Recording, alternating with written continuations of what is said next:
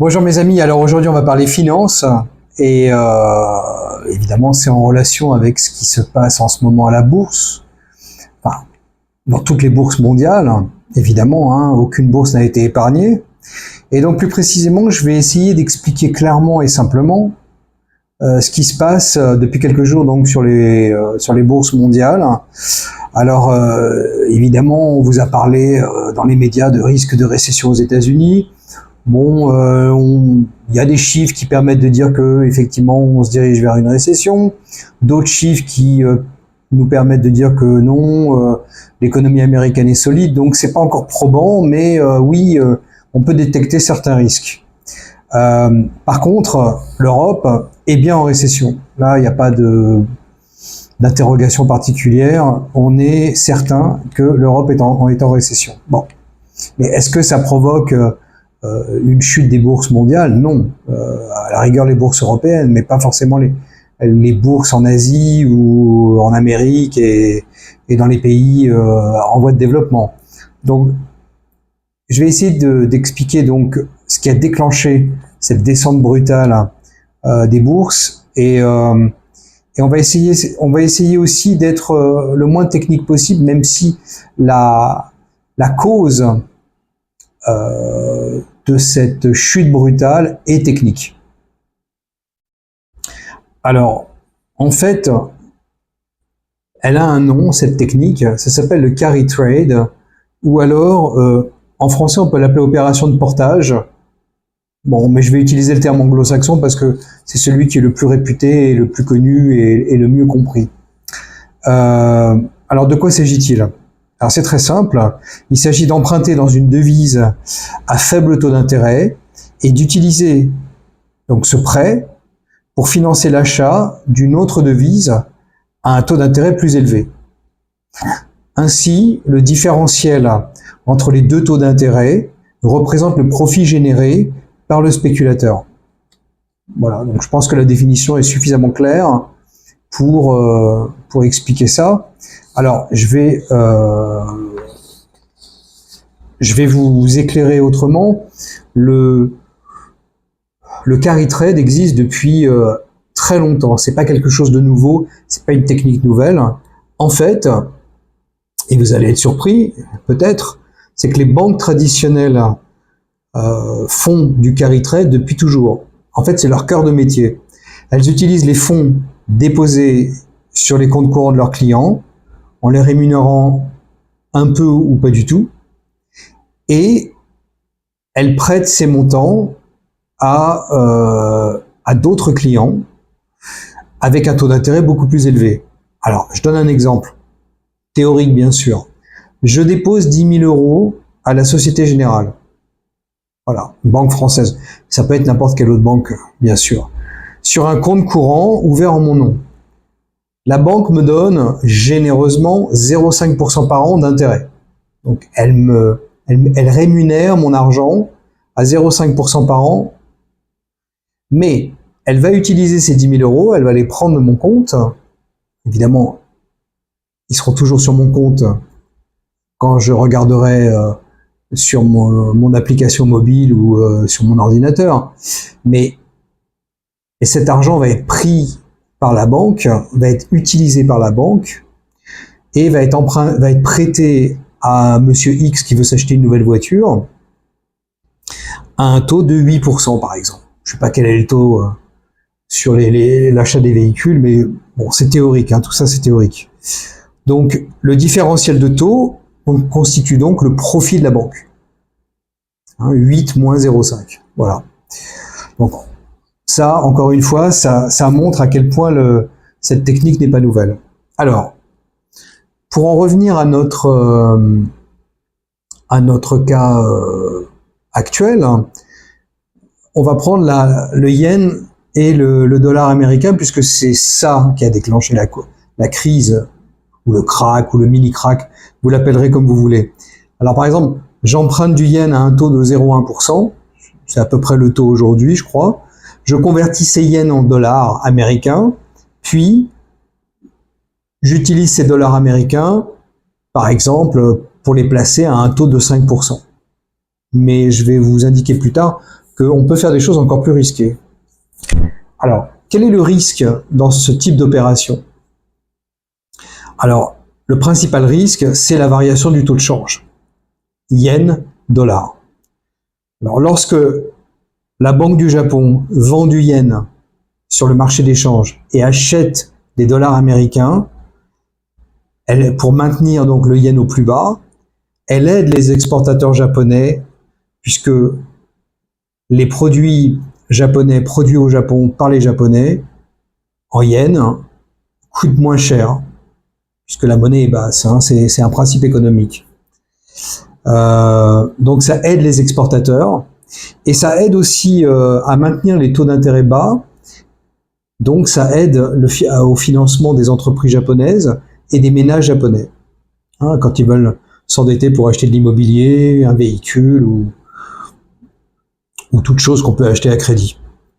Mais lorsque la Banque du Japon décide d'augmenter les taux d'intérêt, même légèrement, et c'est ce qui s'est passé il y a quelques jours, le yen va s'apprécier par rapport aux autres devises, aux autres monnaies, et notamment au dollar. Alors, le spéculateur qui a converti ses yens en dollars va devoir rembourser les prêts en yens avec un taux de change yen-dollar plus défavorable en ce qui concerne le dollar. Si par exemple il avait emprunté avec un taux de change de 1 dollar pour 165 yens, mais qu'il doit rembourser son prêt avec un taux de change de 1 dollar pour 145 yens, il va générer une perte de change. Alors je vais vous donner un exemple. J'emprunte 100 000 yens alors que le taux de change est de 165 yens pour 1 dollar. Donc je fais 100 000 divisé par 165, ça représente 606 dollars. Ces 606 dollars, je les place à 5%. Tout va très bien. Maintenant, si demain le taux de change est défavorable au dollar, donc le yen s'apprécie par rapport au dollar, donc en fait, les 100 000 yens que je dois rembourser, alors que le taux de change est de 1 dollar pour 145 yens, hein, c'est l'inverse. C'est-à-dire qu'il y a moins de yens pour 1 dollar. Donc le yen s'apprécie par rapport au dollar. Donc je fais 100 000 divisé par 145 yens, ça fait 690 dollars. Ah, alors là j'ai besoin de 690 dollars pour obtenir 100 000 yens. Alors qu'au départ, quand j'avais emprunté 100 000 yens, j'avais obtenu seulement 606. Donc il y a un différentiel de 84 dollars. Et ben ces 84 dollars, ben, je dois les sortir quelque part. Je dois les trouver quelque part. Et donc pour rembourser, parce que je dois transformer mes dollars en yens, puis rembourser mon prêt en yens. Voilà. Donc ça c'est le premier stade. Mais il y a pire. Il y a bien pire. Et c'est ce qui s'est passé aussi. Admettons que le spéculateur, bon, non content d'obtenir 5% avec un différentiel de taux d'intérêt, décide d'utiliser l'argent pour acheter des actifs risqués aux États-Unis, par exemple en dollars. Hein, c'est l'exemple de départ. Des actions, des options ou des produits dérivés. Alors, je pense surtout aux options aux produits dérivés. C'est là où il y a eu une catastrophe. Alors, si la valeur de ces actifs risqués augmente régulièrement, alors leur valeur en dollars augmente aussi. Et comme le yen reste stable, c'est-à-dire faible par rapport au dollar, l'effet de levier est énorme, les profits gigantesques, avec une mise de fonds modeste et avec des fonds qui ne nous appartiennent pas puisque nous les avons empruntés. C'est magnifique. Mais lorsque la valeur des actifs risqués baisse, que la politique monétaire américaine, donc puisque j'ai investi en dollars, je répète, la politique monétaire américaine est risquée et elle menace de faire tomber à la fois la bourse et les taux d'intérêt en dollars américains. Donc de faire tomber l'économie américaine dans la récession.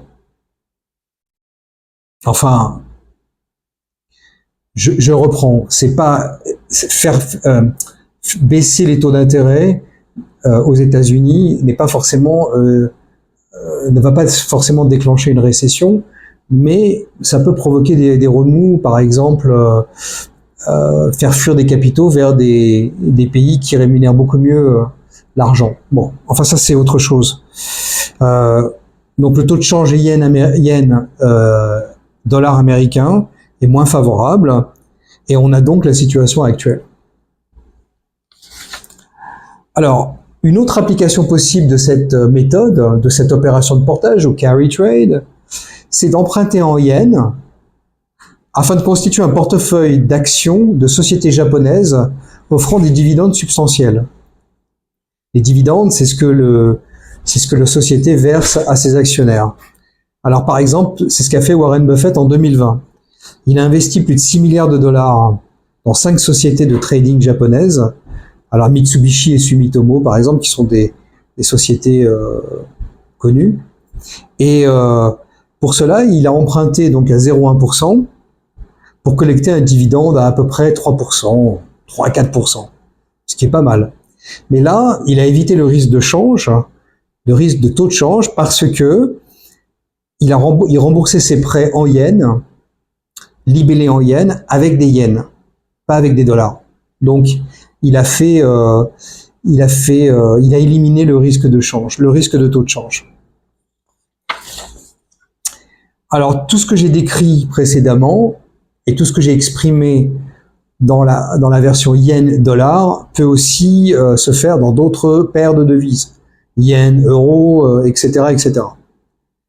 Alors, qui fait du carry trading? Alors, j'ai parlé de Warren Buffett, les fonds d'investissement, les conglomérats, les hedge funds, bon, les banques, ceux qui ont les moyens de faire ce genre d'opérations, qui sont des opérations en général ce qu'on appelle cross-border, c'est-à-dire des opérations qui sont faites entre plusieurs pays, puisque bon, une banque française va emprunter des yens au Japon, les ramener en France, les convertir en euros et ensuite investir en euros. Donc bon, ça implique ce genre d'opération, donc il faut une sophistication technique, c'est pour ça que je disais que c'était très technique, et une possibilité de bouger des fonds d'un pays à l'autre, ce qui n'est pas forcément possible pour tout le monde.